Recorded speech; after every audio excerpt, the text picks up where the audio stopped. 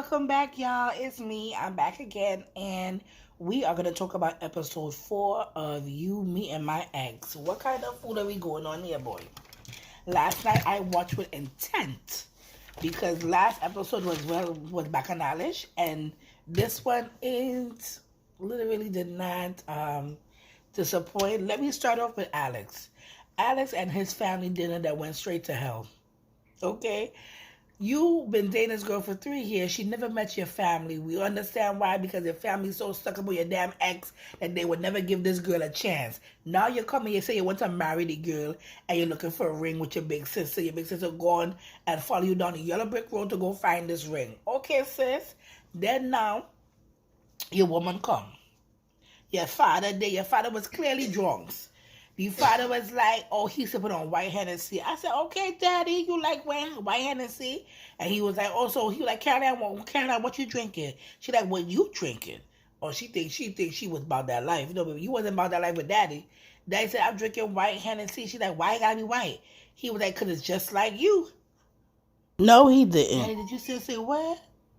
And then, something else, they said, and he was just like, Daddy was drunk and had jokes and was giving. We could tell where Alex gets his big personality from. Clearly from the daddy. And then Alex got mad because they trying to give him relationship advice, and he was like, "Why y'all trying to give me advice when my daddy still call my mother every week?" Are you dropping family tea? Is your daddy still hook up on that old poo-tang? Is he stuck up on that old poo-tang? Because I know a lot of men out there who stuck on their ex's old poo-tang and still wish to get a sniff of it. Sniff, touch, and lick of it. And can't. And be mad as hell. So Alex, Caroline, he done left the dinner. He was like, come on, we are going, come on. She stuck as stupid. She like, what did she do? She waited like 5 seconds too long. And the man left her. She starts crying. His family like, you sure this is what you're trying to do? And it's crazy as hell. She cried. She said she cried the whole way home, listening to Taylor Swift and cried. First of all, I ain't gonna cry over no man. That's number one. How you gonna leave you by his family house? That's embarrassing.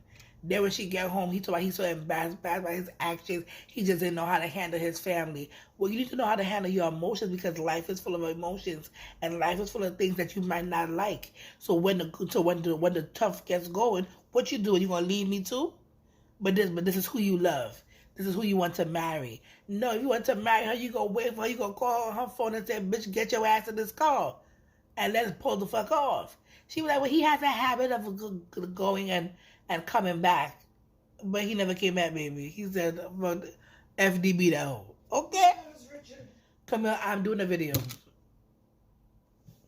Moving right along, oh my gosh, it's crazy. Like, it's crazy.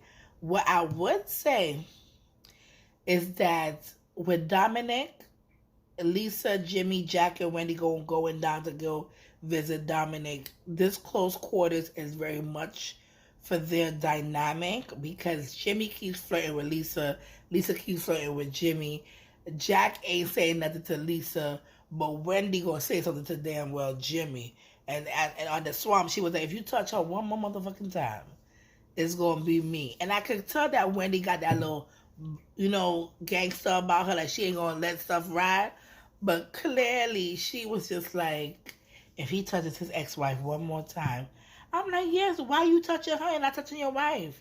And then she had like the big revelation, like, oh, that when they was getting married, she Jack took her to Paris.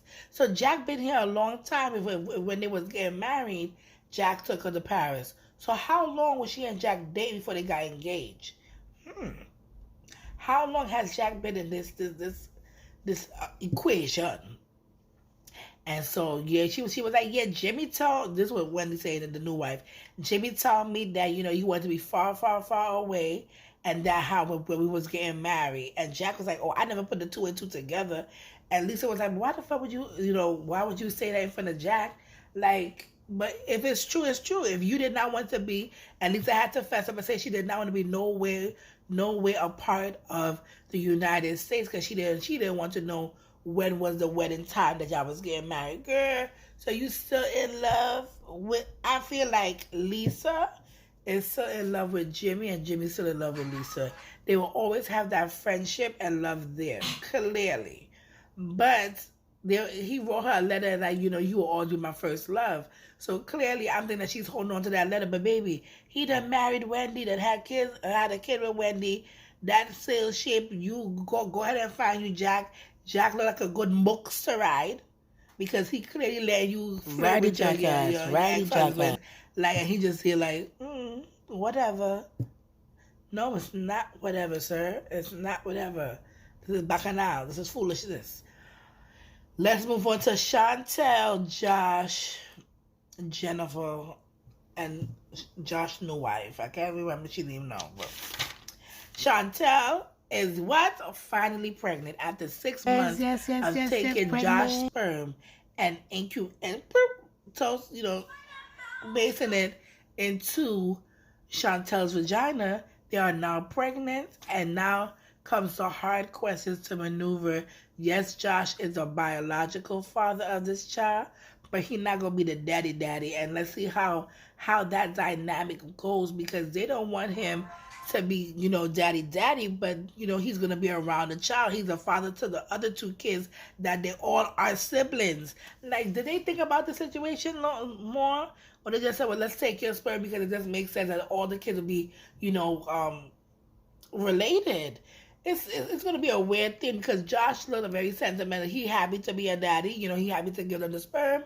But is he going to be emotionally connected to this child? And that's what his new wife is kind of scared of, that he might be emotionally connected to this baby. So, and then Jennifer's like, no, the baby will have two mamas. You're going to be, come here. For all the noise, my mom was making noise in the background. Where was we? We was talking about Josh and them being pregnant, and to see the dynamic of that whole situation might be a very, very, very, very weird because Josh looks very sentimental and he looks like he's ready to be an extended parent to that child. But ultimately, that is his sperm. Yeah, like, let the man be a daddy and then the baby can have extra love. It's just the baby having extra love. So we'll, see how it goes. Now, April, John, and Roy. Poor April.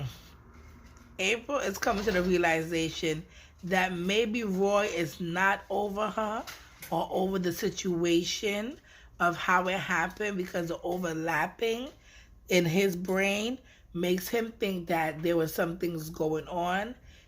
April is denying what he's saying, like, no, there was nothing physical going on, like, it was emotional cheating she probably did. He's saying, I was calling her for one holiday weekend and could not get her to the end of the weekend, and then after that weekend she said, I'm leaving you. What? So he still remembered that. So now John proposed again to April and was like, let's do a big wedding, because before, when they got married, everything was done in secret. And now that he wants to give her the wedding that that she deserves and thing. And she went and tell Roy, and Roy was like, I would not be there. And she was like, why? It's been some time, like, it's been a couple of years, like, we all know. He was like, yeah, but I still remember. I said, oh, April, so you're not as innocent as you want to be over here perpetrating. And she was like, but I told you nothing happened. And he was like, I flew all the way from Japan or Korea, one of them, and nobody knew that I was coming home. And when he came home, she looked like she had seen a ghost. She was in the living room, and there was John in the kitchen stool. I said, this is a white people T-boy here. I said, what? I just want to know what he did. Did he cuss? Did he carry on? They say he got to go. Bacchanal. Season. Episode 4 was one for the records. For the record, I said, wow.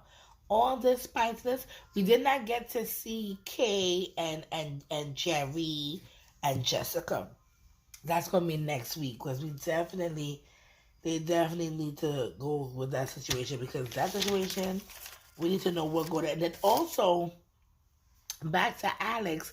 Alex's family, i.e. the sister and the father, was trying to figure out what is his sexual orientation, and he finally gave his explanation to what he is. He said he is demisexual. He focuses on the intellect of the person and the personality and vibe, and that is what he's most attracted to than the sex of the person. So that was like, okay, Alex, we see you,